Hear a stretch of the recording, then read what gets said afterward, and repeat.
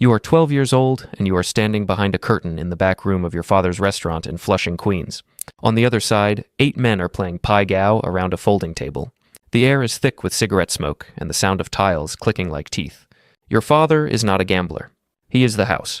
He takes 4% of every pot, the rake, and in exchange provides the table, the tiles, and the assurance nobody gets robbed on the walk to their car. You are supposed to be doing homework. Instead, you are counting. You watch a man named Uncle Bao lose $1,400 in 40 minutes and order another Qing Tao like nothing happened.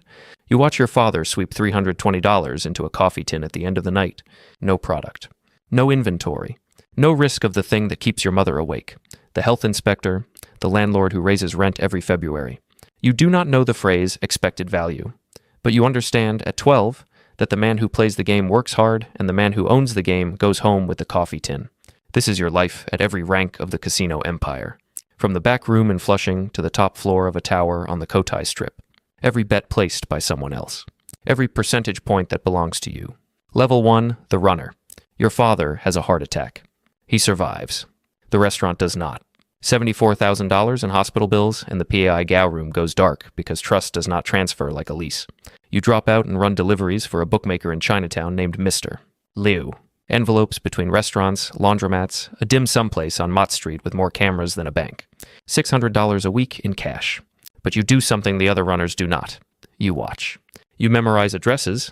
You count envelopes. You calculate $280,000 moves through Mr. Liu's operation weekly.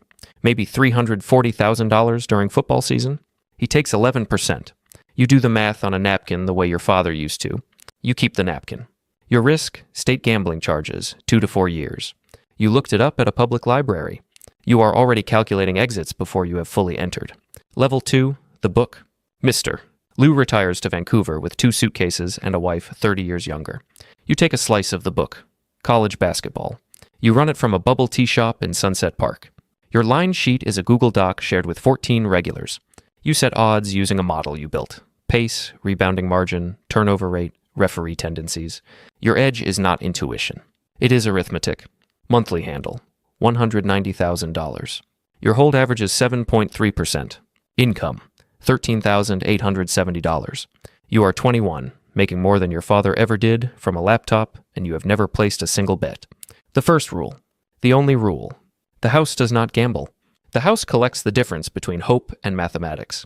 You pay taxes on a fictional consulting firm registered in Delaware, $4,200 a quarter, enough to justify the apartment in Bay Ridge and the used Camry. You are laundering money, technically, but at this scale, it is less laundering, more rinsing. A light cycle. Cold water.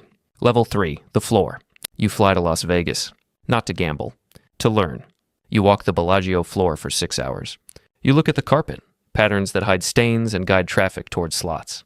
The ceiling, no clocks, no windows, oxygen-enriched air to keep people awake at 4 o'clock. Chip denominations, $5 near the entrance, $100 in the back. A gradient of commitment designed to pull you deeper by the inch. A casino is not a building. It is a machine. Every square foot engineered to extract money from the human nervous system. You get a job as a surveillance analyst at the Venetian, $52,000 a year. You sit in a dark room watching 36 monitors.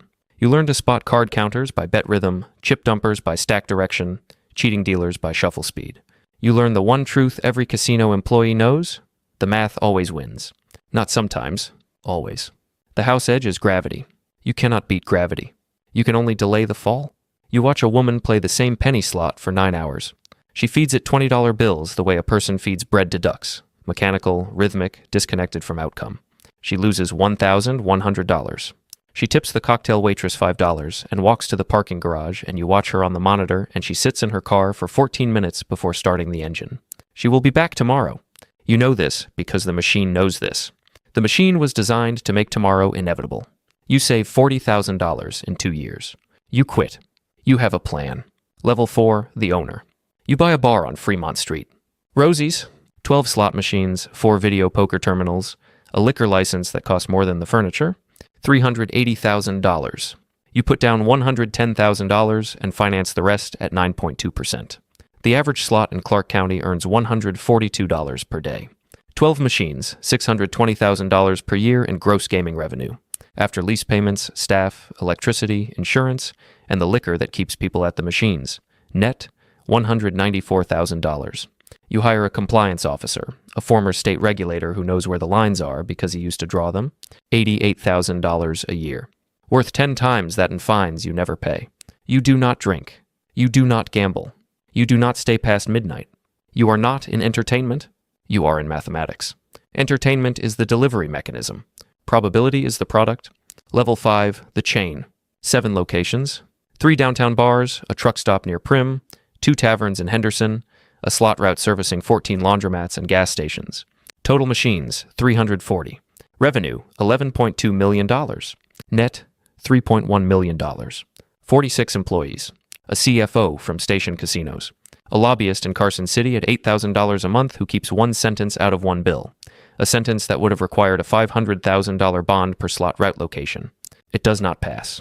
Your $96,000 lobbying spend saves $7 million. You buy a house in Summerlin. Pool you never use because you leave at 6 o'clock and return at 22 o'clock. You date a woman named Christine from Win Marketing. She asks what you do. Gaming. She says, like apps? You say, like slot machines. She pauses. Then smiles. The pause was the honest part. The smile was the adjustment. Nobody wants to date the man who profits from grandma's social security check. They want to date the man who works in gaming. Level 6, the Strip. First Strip-adjacent property. A 340-room hotel casino on Convention Center Drive. Previous owner destroyed it with debt, divorce, and a $14,000 a month cocaine habit. Purchase, $62 million. You finance $48 million, put up $14 million cash. You gut the casino floor. Sightlines eliminating dead ends. Sounded exactly 72 decibels. LED lighting calibrated to suppress melatonin. 1,200 slots. 86 table games, 620 employees. Open in 9 months. First year, $94 million revenue. EBITDA, $18.4 million. You marry Christine. Wedding, $340,000 in cash from an account that exists because 1,200 machines take money from strangers every second. You do not think about this during the ceremony. You think about her hand shaking when she holds yours, and the feeling, rare, getting rarer, of being a person instead of a margin. A man collapses on the floor at 3 o'clock on a Wednesday. 11 hours of blackjack. His wife called the front desk twice. Casino policy? Do not intervene unless the guest requests it. You wrote that policy. Security calls an ambulance. He survives. You do not change the policy. Level 7, the Mogul. 4 casinos. Vegas, Reno, Biloxi. 6,400 machines, 310 tables. Revenue, $480 million. 4,200 employees. You sit on the American Gaming Association board. You testify before a state legislature about jobs and tax revenue and do not mention that your own data shows 41% of slot revenue comes from 3% of players. The ones your industry calls high-frequency guests and everyone else calls addicts. Net worth, $220 million. Penthouse at the Waldorf Astoria. A ranch in Montana you visit twice a year. A security detail of 2, not because you need protection, but because the insurance policy on your life requires it. You receive a letter from a woman in Biloxi. Her husband lost $340,000 at your casino over 2 years. She found the statements after his funeral. He hanged himself in the garage. She is not suing. She is asking you, personally, how you sleep at night. You read the letter in your office. You put it in a drawer. You do not respond. You do not change the credit policy. You do not change anything. And the ease with which you file the letter and open your laptop and return to the revenue report is the thing that should horrify you, but it does not, because the machine does not have a conscience. It has a margin, and you are the machine now. Christine asks you to take a weekend off. You say you will. You do not. She stops asking. You notice this the way you notice a burned-out hallway light. You register it, intend to fix it, walk past it for 6 months. Level 8, the house. Macau, a $1.4 billion integrated resort on the Cotai Strip. 2,800 rooms, 900 tables, a VIP floor where minimum bets start at 500,000 patakas, $62,000 per hand.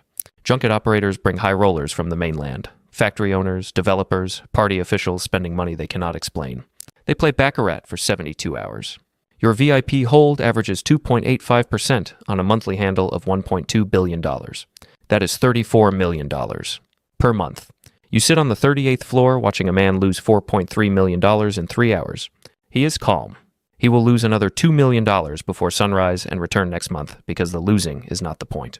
The ritual is The feeling of a room where money moves at a speed that makes normal life feel like standing still. The difference between you and him is not intelligence. It is which side of the math you were born on. The machine does not care about either of you. It cares about the edge. The 2.85%. The gravity. Net worth, $1.1 billion. Forbes list. Your father's coffee tin held $320.